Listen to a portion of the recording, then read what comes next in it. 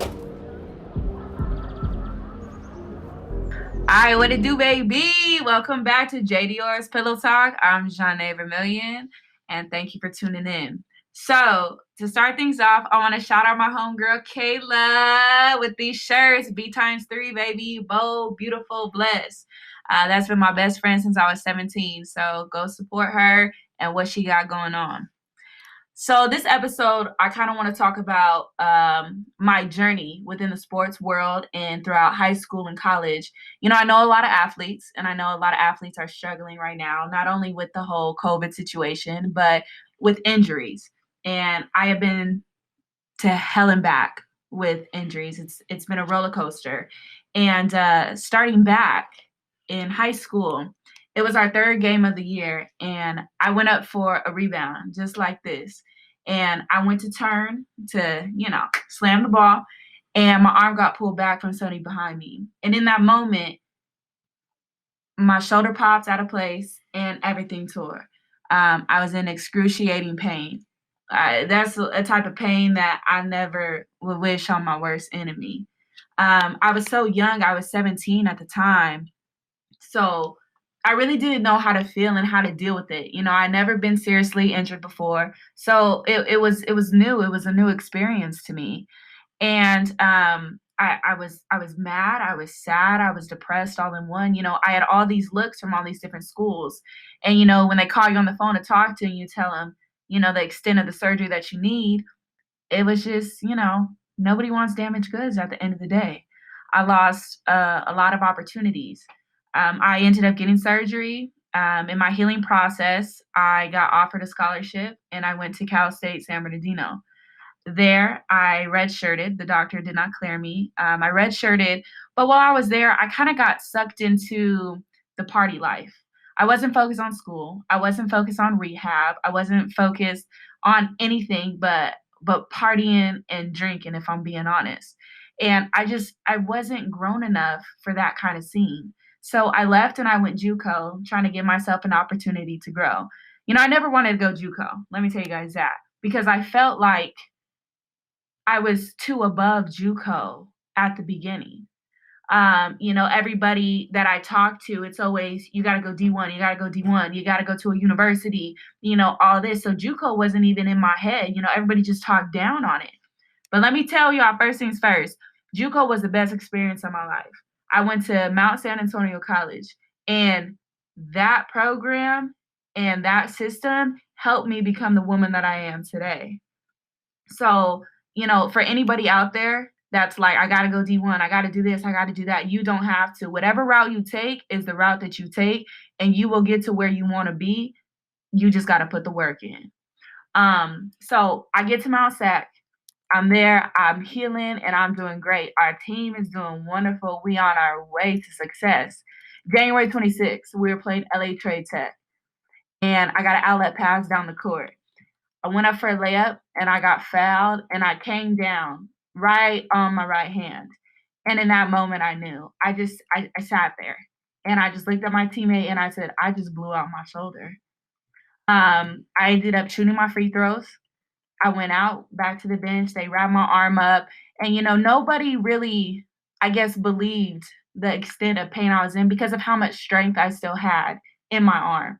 But I knew. It's just a feeling. If you've been injured before, you know. And I finished out season. We won a championship. I was the MVP of the tournament. And, it was so many great things that came with it. I got a scholarship out of it. And I went to the doctor, and everything was retorn. I was playing with no ligaments attached to my shoulder. It was just bone on bone from January until March. I had a major, major surgery. They took a bone from my back and put it in my shoulder. Cut this ligament, reattach this one, and it was a lot. So I ended up, like I said, I got a scholarship and I left. I went to Jackson State University. I get out there and I'm in my healing process. I'm not even cleared to run yet. So I'm not practicing with the team, doing none of that. I'm just out there living life. I ended up getting into a fight. And from that, I got kicked out. Me and the person that I fought, we got kicked out, and I came back home. It was one of the most traumatic experiences of my life. But looking back, I wouldn't change it for the world because of the strength that I carry in myself today. So I get back home, I go to the doctor, and he's like, "You back again?" Like, he's making jokes, this and that. And then he looks at my MRI, and all the work that he just did is gone. Everything is retorn, the bone block moved. It was a sad, sad story. And he looked at me and he said, "Basketball is out of the question. Um, you might be lucky if you could, lift weights or hold your children in the future. It's going to be a struggle to put your hair in a bun." And for me, that was probably the lowest moment of my life because basketball was the thing that kept me going. It was the reason why I was in school, why I was on track in my life, the reason why I was determined, because it was basketball that kept me there. It kept me away from trouble. So it's like, well, where do I go from here if I don't have basketball? I was always Jon'Nae the basketball player. And now I had to figure out who I was without basketball attached to my name. Who is Jon'Nae? And that was something that I wasn't ready to confront yet. So I fell into a deep depression. I didn't eat for weeks. I lost like 15 pounds. I looked absolutely terrible. And then I had my surgery on January 11th. A week later, I woke up, and it was the day I was supposed to get my stitches out. I woke up and I looked in the mirror, and I just knew that I was okay. And throughout that process of me awaiting surgery, I kind of lost faith.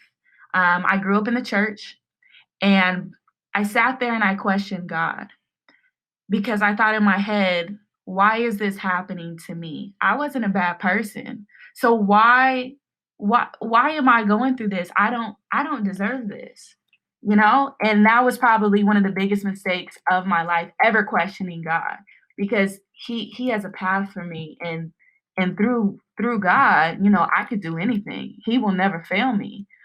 And so I woke up and I was just okay. It was like God was speaking to me and telling me to keep my head up. So I go to the doctor, I get my stitches out, and I'm telling the doctor, I'm like, "Yo, doc, like, I'm okay, I'm okay." He's sitting there like, "Yeah, yeah, yeah, like, you all right?" And I was like, "No, like, for real, like, you test out my shoulder." I have more range of motion and more strength in my arm and within 1 week of surgery than he thought I would ever have in my entire life. And that has everything to do with God, everything to do with God being in the room while he was cutting me open, God giving me a second chance. And in that moment, I couldn't do anything but cry. And if you know me, I ain't emotional at all. All right. I don't cry. But all I could do was break down into tears because I was so blessed. I was the one who beat all odds. I was the miracle. And I was going to get on the right track 100%. And I was going to work hard every day. I was going to be motivated and I was going to do my best because I got this second opportunity. You know, I think a lot of athletes take being able to get out on the court or get out on the field every day for granted. When you're in the bubble of it's going to be taken from you, you think about a lot. You think about all the days that you didn't go hard. You think about all the days that you gave your coach attitude or you didn't die for this ball and you didn't run that extra sprint as hard as you could. You think about all that and you regret it. And I regretted so much. So I made a promise to myself. I said, I'm going to rehab and I'm going to play again. I don't care what this doctor has to say. I'm going to do it for me because this isn't the end of my story. And it wasn't. I ended up playing 3 more years of collegiate basketball and paying it all. I had to wear a big old shoulder brace, but I finished it and I did it. And I am so very proud of myself.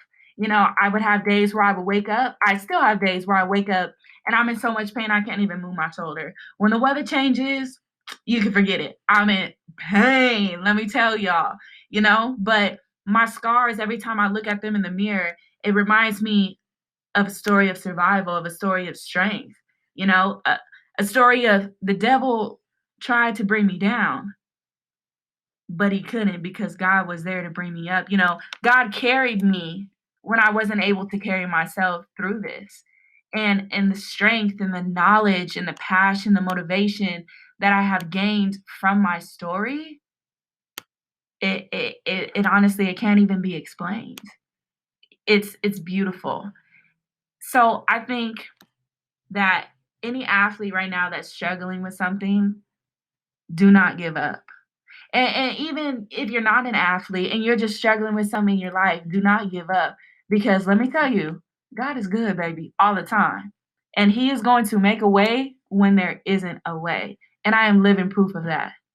So I hope that, my story kind of motivates anybody out there listening, inspires y'all to keep going, to be better, to do better, to work harder. Because make your dreams reality. It's up to you. It's up to you. All right, y'all. Thanks for tuning in to another episode of Dior's Pillow Talk. Till next time. Peace. Misunderstood, don't need to be complicated. Ay. You know we good, no reason to be explaining. Just give me loyalty, cause love is overrated. Yeah. I know you love when we shaded. The dog, they hate it when we isolated.